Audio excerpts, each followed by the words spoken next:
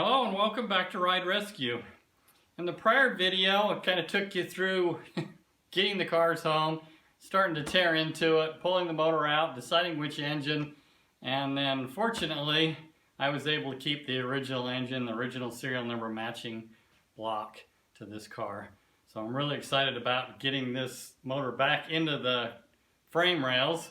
And the frame rails, I showed in the last video, they were pretty grungy, rusty, dirty, greasy.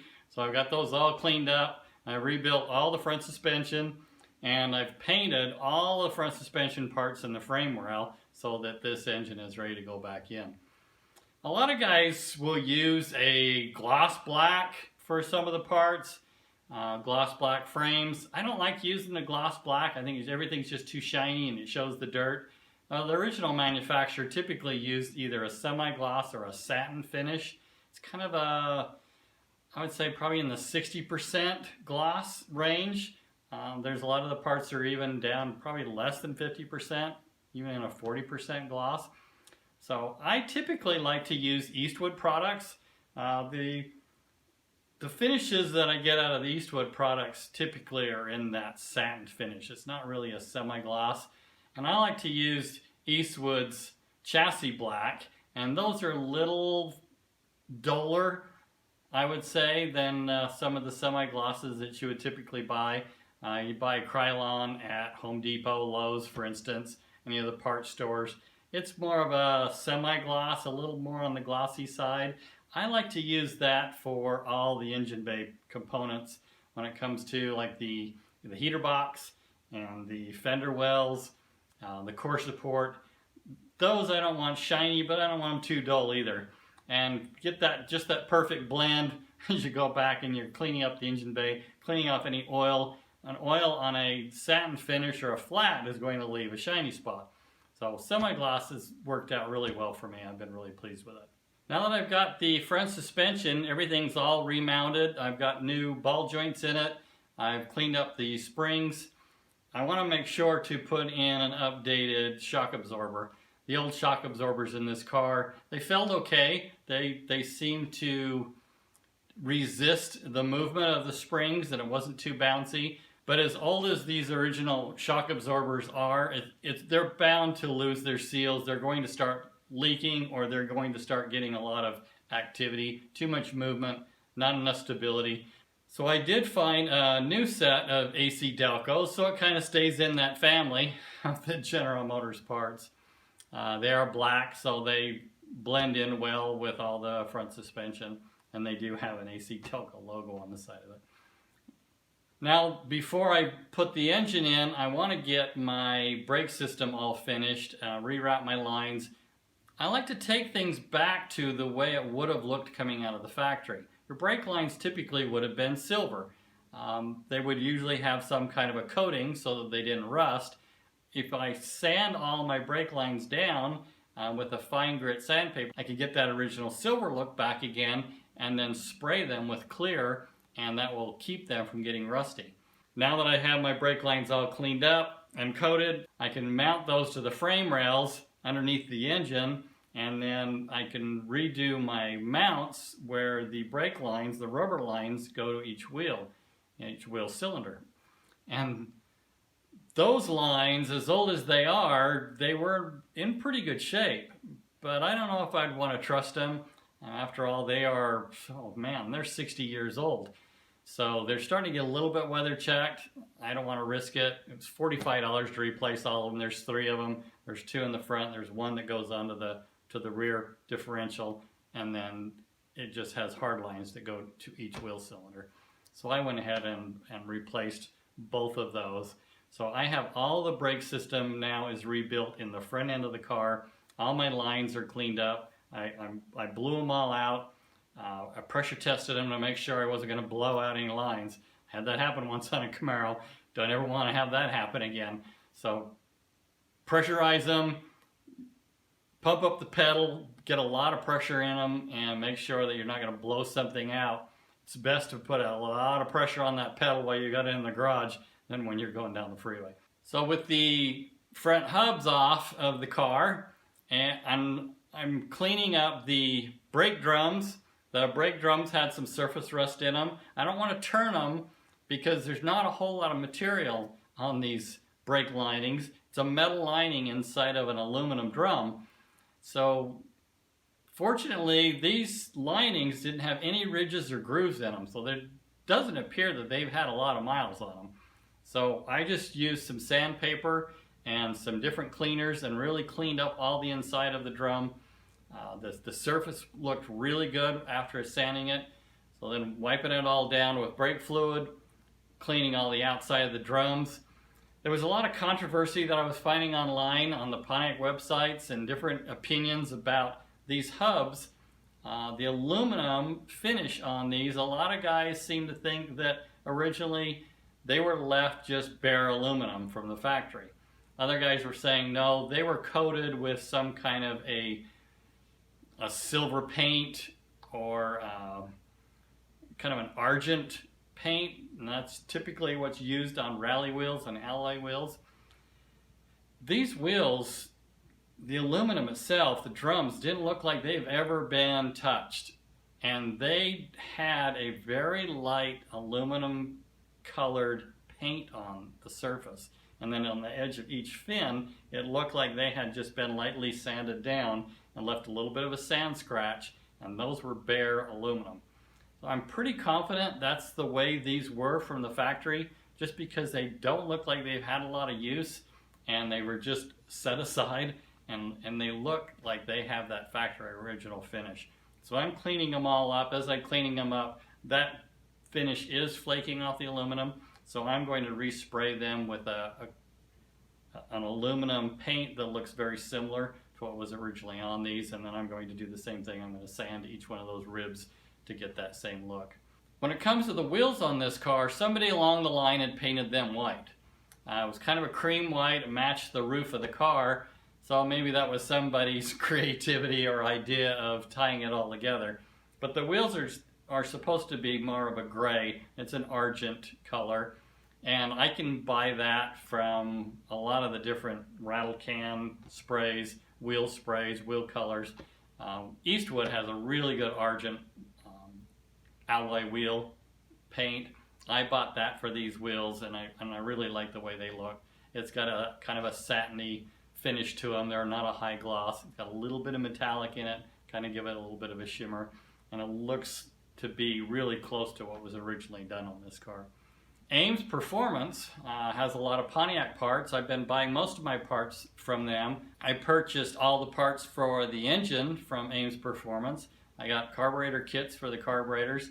Well, Ames Performance has the original stainless steel lug nuts that are just like the factory originals that were on this car. They also have the beauty rings. The beauty rings that came with these wheels were pretty beat up. They weren't salvageable, so I just bought a new set. It was only $100 for a whole set, so they're pretty reasonable.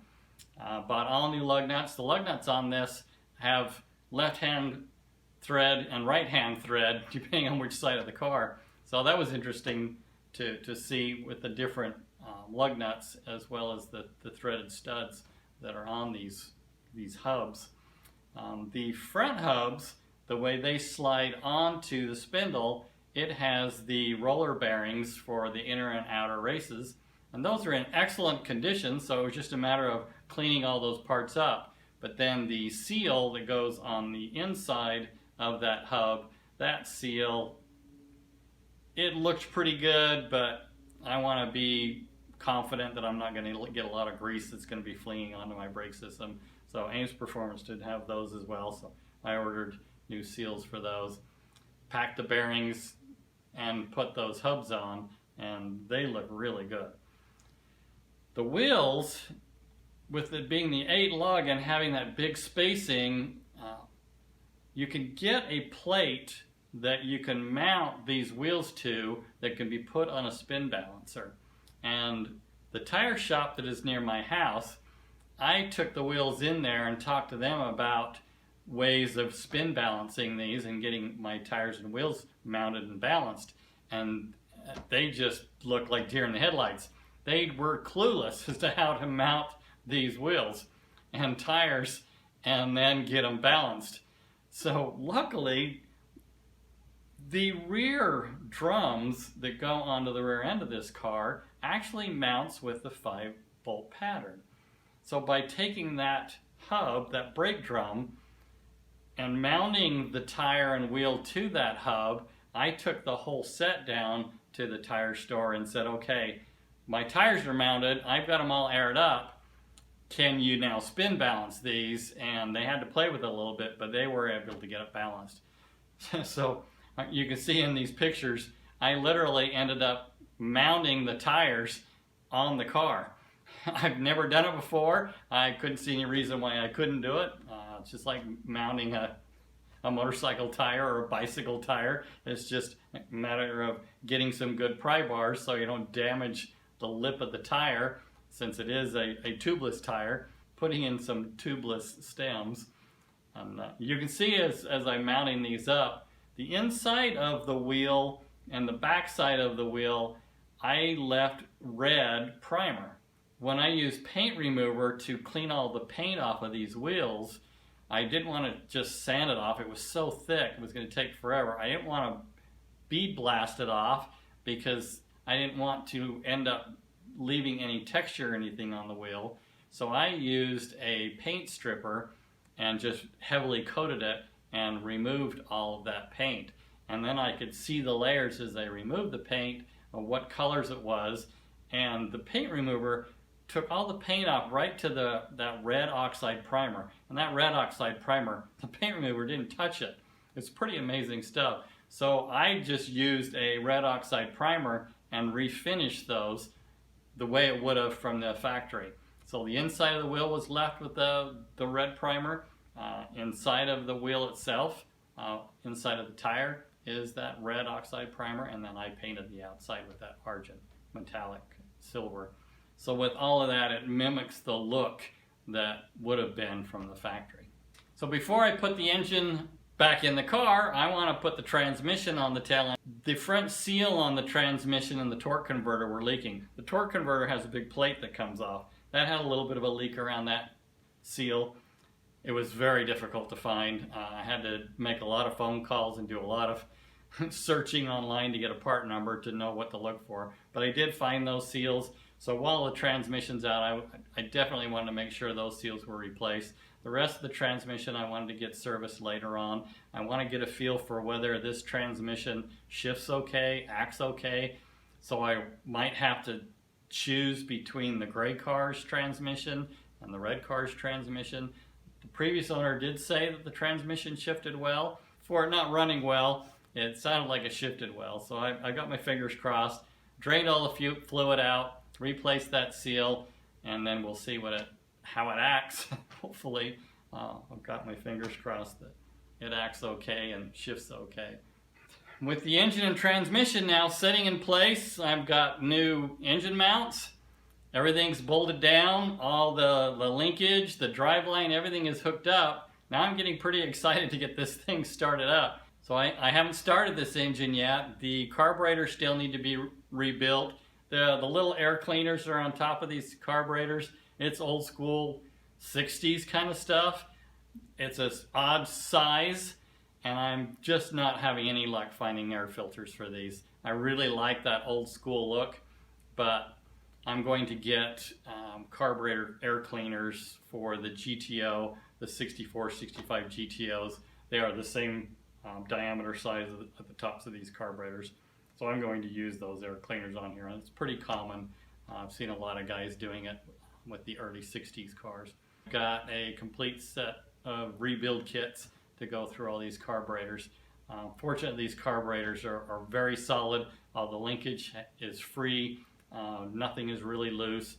The main butterfly on the center carburetor is starting to rock just a little bit, so I'm going to have to tighten that up.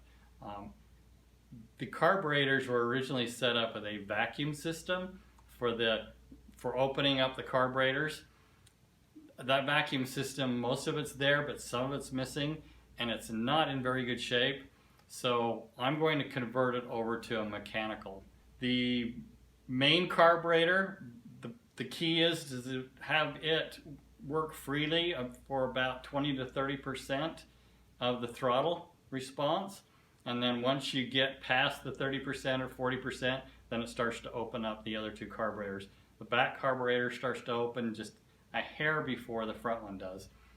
So if I get all of that adjusted right, then it should run properly. But if the center carburetor starts to open up the outer carburetors too soon, it has this tendency to flood out or stall and just not act right. So that's something I'm going to have to play with. I don't know a whole lot about it myself, but luckily I know somebody that does, and he can help me out if I start having any trouble getting this thing running. So with all of that in, my firewall is done, my brake system's done, my front suspension's finished. Now it's time to start getting all the sheet metal on this car. So I'm going to start with doing the inner fender wells. They're dirty, they're rusty. I want to clean those up when I get them painted. In my prior video I showed my electrolysis tank where all the small parts I was able to soak all of those and get them cleaned up and ready. They just need to be scuffed up and then they're ready for paint. Right now I'm working on all of the miscellaneous parts in the engine bay. You can see this is the core support for the radiator. The core support, the main support, was pretty rusty, like this upper piece. There's several ways you can do it. On a budget, I like to do it all myself, and I don't have a sandblaster, but to sandblast this off with different finer grades of sandblast material, you can get a pretty nice finish. But with the heavier grit, it has a tendency to warp and heat up these panels, especially big flat panels like this. For a DIY simple restoration like this one is, I'm not going to be taking it over the top to restore. You can see I wire wheeled all these parts down, and it's left just a little bit of pitting. And you can see now that I've refinished it, some of that pitting shows. If I was to take this to a high-end show finish, I would have used a primer or surfacer on this, and then I could have sanded all those pits smooth and made this metal look like it was brand new. But most of this is covered up. The grille is here, the headlights, there's a lot of bracketry that it's pretty well hidden, so I'm not too concerned. But you can see on the areas that will be shown, especially on this top panel, that is very visible when the engine bay is opened up. That I'm going to sand and prime and paint and get it to look as factory original as possible. With the inner fender wells, you can see this is one of the steps. I have wire wheeled all of these panels down, and then once I wire wheeled it, it leaves a little bit of wire wheel scratch and mark. So I wet sanded these panels down to a nice finish with a 220 grit sandpaper.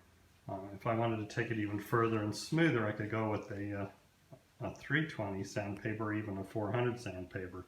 And again, if I was to make these show quality, I would use a primer surfacer. And that's what I've done on my show car. So you can see some of the rust areas. You can see some of the tooling marks from the manufacturer. If I was doing a show car, these tooling marks would disappear. But with this, the look I'm after with this car, I kind of like that texture and I want to keep it. So I'm going to just do a sealer for the rust areas, and once those rust areas are sealed, they turn black, and then I will paint these areas with a semi-gloss black paint.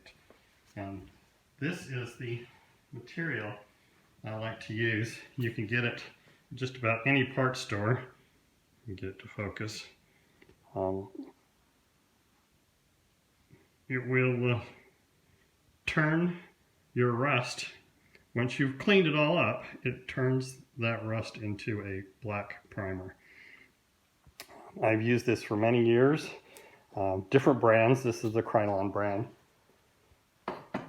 I've had very good success, and it's kept the panel sealed, and so I don't have rust returning. on the inside of the engine bay hood, you can see it has a lot of surface rust and dirt and grime buildup. I've seen the CLR used before. I've never tried it myself, so we're going to attempt it. I'm just going to take some Scotch-Brite pads and the CLR. We'll mix the CLR 50-50, spray it on, and just rub it in.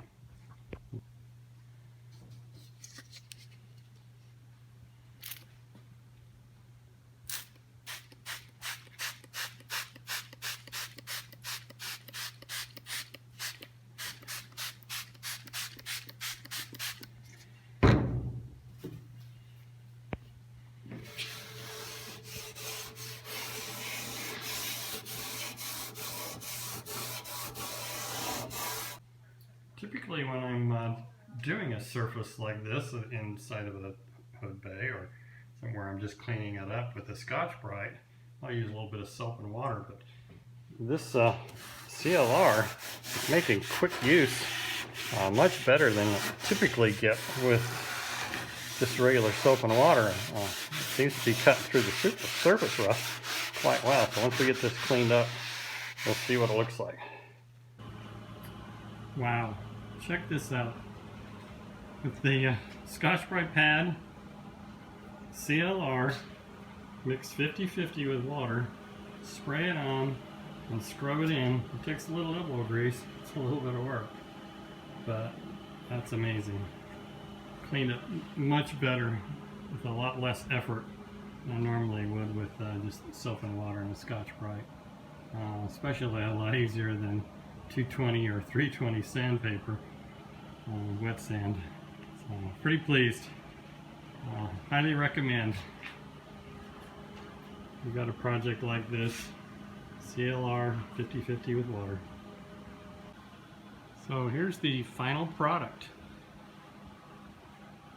After cleaning it, and tack ragging it off, I sprayed a clear rust inhibitor over the rusty surface, and then I wanted to keep the style and the look of the original paint with the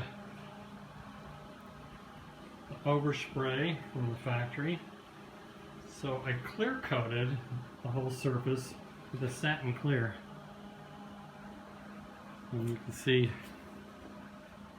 there's still some thin areas where you can see the bare metal, but the rust inhibitor kind of gives it a bluish black look, and then with the clear it'll seal it so that it doesn't return back to rust. So overall, for this project I am very excited. All finished with the paint. You can see I painted these parts in my garage. I put down paper on most of the floor, but as you can see, still get a lot of overspray. The more we can cover everything up, of course, the better. If you've done much painting in your garage. My floors have been sealed, so this area mops up pretty nicely, but if you don't have sealed floors, this is pretty difficult to get off. So think about that if you are going to do any painting in your garage.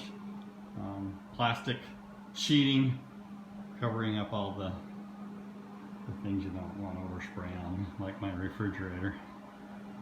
But anyway, as you can see, all the parts turned out really nice.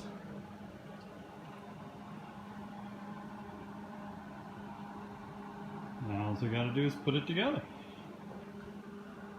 So that'll be a wrap for this video. My next video, I will walk you through everything that it takes to get all the fuel system working correctly, getting a fuel pump in it that will actually suck through some good clean fuel instead of a lot of really stinky, horrible fuel that is in this car.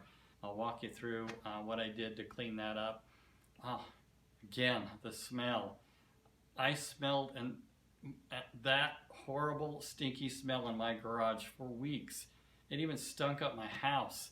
All I did was blow out the line and then put some chemicals in it, and any chemicals I could think of, carburetor cleaner, and sprayed out that line, and the smell that came out with those chemicals that's got onto the floor in my garage, I could not get rid of. Horrible, rotten egg smell. But it did eventually go away. Angered my wife, I stunk up the house. Angered my neighbor, it even stunk up his house. He even said, "What is that horrible smell?" So yeah, 40-year-old fuel. Not pleasant. So I'll walk you through that in the next video. So thanks again for watching. Really appreciate it. TTFN. Ta-ta for now.